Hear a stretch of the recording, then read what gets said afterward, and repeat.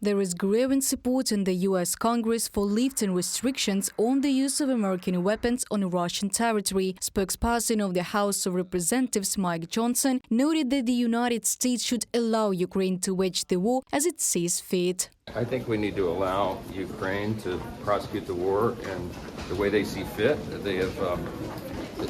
They need to be able to fight back, and I think us trying to micromanage the effort there is not good policy for us. President Volodymyr Zelensky, in an interview with Reuters, confirmed that Ukraine is negotiating with international partners about the possibility of launching strikes with their weapons on targets in Russia. On May the 22nd, hearings on this issue were held in the U.S. House of Representatives. The head of the House Foreign Affairs Committee, Republican Mitch McConnell, addressing the invited U.S. Secretary of State Antony Blinken, explained that the Russians are placing their artillery just across the border and striking at the positions of the armed forces of Ukraine. Like the Ukrainians, however, your administration and Jake Sullivan have restricted the arms use so that Ukraine cannot defend itself and fire back at Russia.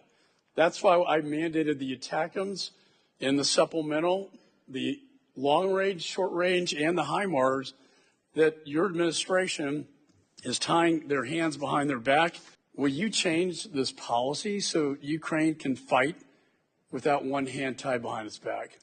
Republican Senator Mitch McConnell called on the U.S. administration to lift restrictions on the usage of U.S. weapons and the usage of U.S. aid for a quick and decisive victory for Ukraine. It is time to move at the speed of relevance, not the speed of bureaucracy. It is time for the administration to put supplemental assistance in action and stop micromanaging Ukraine's use of American weapons.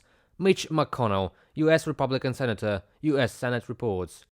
The head of the Ukrainian mission to NATO, Natalia Halibarenko, believes that sooner or later a decision on the right of Ukrainian troops to fire targets in Russia with American weapons must be made. The decision on that we will have the right to use American weapons outside of Ukraine must be made sooner or later. It is a pity that we are wasting time searching for a solution that should not raise doubts, but we will continue to promote it at all levels. Natalia Halibarenko, head of Ukraine's mission to NATO, in an interview with Ukrinform.